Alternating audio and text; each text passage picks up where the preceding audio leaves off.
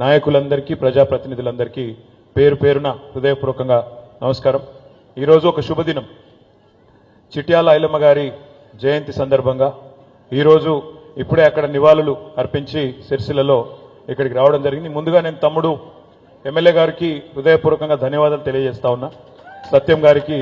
ఎందుకంటే నిజానికి కార్యక్రమం పోయిన నెలలనే పెట్టుకోవాలి మేము, కానీ అప్పుడు కుదరలేదు తమ్మి అంటే, పర్వాలేదన్నా మీరు దగ్గరుండి కట్టించినారు, మీ తాతగారి పేరు మీద కట్టించినారు, మీ అమ్మమ్మ పేరు మీద కట్టించినారు, కాబట్టి నీకు పర్సనల్ సెంటిమెంట్ ఉంటుంది, నీకు టైం కుదిరినప్పుడు పెట్టుకుంటా, నాకేం ఇబ్బంది లేదని చెప్పి సహకరించి పెద్ద మనసుతోని ఈరోజు చాలా గౌరవించినందుకు తమ్ముడు మేడిపల్లి సత్యం గారికి హృదయపూర్వకంగా ధన్యవాదాలు. సత్యం కూడా మావాడే, మీకు తెలియదు ఇక్కడ వాళ్ళకి, కానీ మా ఆయన కూడా మావాడే, మా కొరట్లపేట సత్యంది, కాబట్టి నా కాన్స్టిట్యున్సీ ఓటరు, కాబట్టి మీకు తెలియకపోవచ్చు, కానీ అందుకే తమ్ముడు అంటున్నా.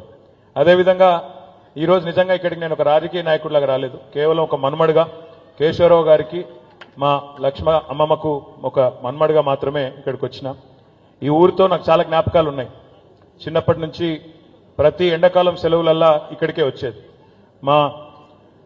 మీ ఇప్పుడు ఇవాళ కాంగ్రెస్ నాయకులు అనుకుంటారు మీ సర్పంచ్ గారని, కానీ మా మామనే ఆయన కూడా, వారింట్లోనే వారి తల్లిగారితోనే ఎన్నో సందర్భాలలో, ఈరోజు కాదు మా రుక్కమ్మమ్మ, ఈరోజు కాదు నాకు చిన్నప్పటి నుంచి అత్యంత ప్రీతిపాత్రమైన మా అమ్మమ్మ, కాబట్టి వారు కూడా నాకు చాలా చాలా సన్నిహితమైన పెద్దలు. వారు ఇప్పుడు ఒక మాట చెప్పినారు, బడి మంచిగానే కట్టించారు కానీ ఇంకా గుడి పూర్తి కాలేదు, గుడి కూడా చేయాలి అన్నారు వెంకటరమణారావు గారు, అదేవిధంగా శ్రీనివాసరావు గారు. తప్పకుండా దాన్ని పూర్తి చేసి మళ్ళీ ఇదే పద్ధతిలో రాజకీయాలకు అతీతంగా అందరం కలిసి వచ్చి కొదురుపాక గ్రామానికి ఆ గుడిని కూడా అంకితం చేస్తామని చెప్పి కూడా తెలియజేస్తూ, మరి ఈరోజు నిజంగా చాలా సంతోషంగా ఎందుకుంది అంటే, నాకు ఆ వాగు దాటుతుంటే ఎన్నో జ్ఞాపకాలు గుర్తొస్తా ఉండే. ఒకప్పుడు నేను చిన్నగున్నప్పుడు ఎండాకాలం ఇంటికి వచ్చేటప్పుడు లేదా వర్షాకాలంలో వచ్చేటప్పుడు షాబాష్పల్లె వాగు పొంగితే మనం ఇటు రాకపోకలే బంద్ అయిపోయేది మొత్తం. సిరిసిల్లోలు కరీంనగర్ గోవుడు లేదు, యువతలకి దాటి ఇటు వచ్చుడే లేదు, అట్లాంటి పరిస్థితి ఉండేది. మా రవీంద్రరావు గారికి బాగా తెలుసు. అయితే ఇప్పుడే మా ప్రవీణ్ అన్న కూడా, గూడూరు ప్రవీణ్ అన్న కూడా యాడ్ చేస్తూ ఉన్నాడు. అయితే చిన్నప్పుడు గుర్తుంది ఏంటంటే, వాగు పెద్దగా పొంగనప్పుడు, తక్కువ ఉన్నప్పుడు మాత్రం ఆ ప్యాంటు పైకి మడత పెట్టి ఆయన తనలకెళ్ళి నీళ్ళకెళ్ళి దాటుకుంటూ వస్తుంటే, లేదంటే ఏదైనా బండి ఉంటే ఆ బండి మీద కూర్చొని ఆయన దాటుకుంటూ వచ్చేవాళ్ళం. వచ్చిన తర్వాత కొదురుపాక స్టేజ్ మీదకి వచ్చినాక అప్పుడు ఇక్కడ రిక్షాలే ఉండేది, ఇప్పుడంటే ఆటోలు బాగా అయిపోయినాయి, కానీ అప్పుడు రిక్షాలే ఉండేది. ఆ రిక్షాలు ఎక్కి లోపల సుభాష్ దాకా పోయి ఆడ ఇంటికాడ దిగేది. ఇప్పుడే మా అనంతరాముల అంకుల్ కూడా కనబడ్డాడు, ఎక్కడున్నాడు, కరెక్ట్గా మా అమ్మమ్మ ఇంటి ఎదురుగానే అనంతరాముల సేటు వాళ్ళ ఇల్లు ఉంటుండే.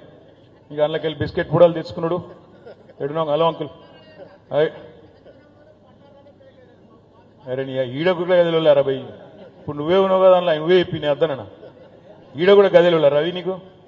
అనంతరాముల అంకుల్ కానీ ఆ ఇంట్లో ఉండే పెద్దలు కానీ వాళ్ళతో కూడా చాలా చాలా సన్నిహితమైన సంబంధాలు ఉన్నాయి. కొదురుపాక గ్రామానికి నిజానికి తర్వాత మునిగిపోతుంది ఊరు, మిడిమానేరులో పోతుందంటే అందరికంటే ఎక్కువ బాధపడ్డ వాళ్ళలో నేను కూడా ఉన్నా. ఎందుకు అంటే, మా నాయనమ్మ ఊరేమో పైన అప్పర్ మానేరులో మునిగిపోయింది. నాయనమ్మ గారి ఊరు పైన ఈరోజు అప్పర్ మానేరు ఎక్కడైతున్నదో దానిలో పోసాన్పల్లి అనే ఊరు కామారెడ్డి తాలూకా కిందికి వస్తుంది. అది ఎప్పుడో 1940s మునిగిపోయింది. తర్వాత లోవర్ మానేరు కట్టినప్పుడు మా ఇంకొక అమ్మమ్మ ఊరు వచ్చనూరు, అది పోయింది. మళ్ళా తర్వాత మిడ్ మానేరు కట్టేటప్పుడు మా అమ్మమ్మ ఊరు కొదురుపాక ఇటు పోయింది. కాబట్టి 3 మానేరు డ్యాములు ఉంటే, upper Maneru dam, lower Maneru dam, mid Maneru dam, మా 3 ఇండ్లు పోయినాయి.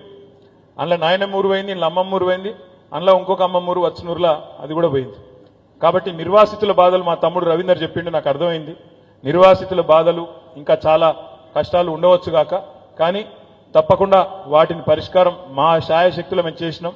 ఏమైనా మిగిలిపోయి ఉంటే, ఏమైనా ఇంకా కూడా దొరకని వాళ్ళు ఎవరైనా ఉంటే తప్పకుండా వారికి మరి మీ ఎమ్మెల్యే గారు నేను కూడా కలిసి అవసరమైతే ప్రభుత్వంలో ఉండే పెద్దలతో మాట్లాడి న్యాయం చేయించే ప్రయత్నం చేస్తామని చెప్పి కూడా తెలియజేస్తూ, మళ్ళీ ఒక్కసారి అమ్మమ్మ ఊరికి తిరిగి వచ్చినందుకు చాలా సంతోషంగా ఉంది. మీకు ఆకలి అవుతుందా తమ్మి? ఏదో అవుతుంది.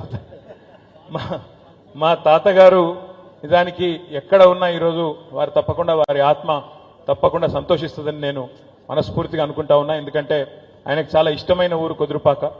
ఎంతో ఎప్పుడు ప్రతి సందర్భంలో ఇక్కడికి తీసుకొచ్చేది మమ్మల్ని అందరినీ, మనవలు మనవరాళ్ళందరినీ కూడా ఇక్కడ తీసుకొచ్చేది. అట్లాంటిది వారి జ్ఞాపకార్థం, మా అమ్మమ్మ జ్ఞాపకార్థం ఇక్కడ ఇవాళ బడి కట్టినాం. ఇప్పుడు ఎమ్మెల్యే గారు అంటా ఉండే, అన్న మరి అమ్మని తీసుకురాలేకపోయినావు అని. అమ్మ కొద్దిగా రాలేకపోయింది. కానీ మా మామని పంపించింది. కాబట్టి తప్పకుండా నాకైతే నమ్మకం ఉంది.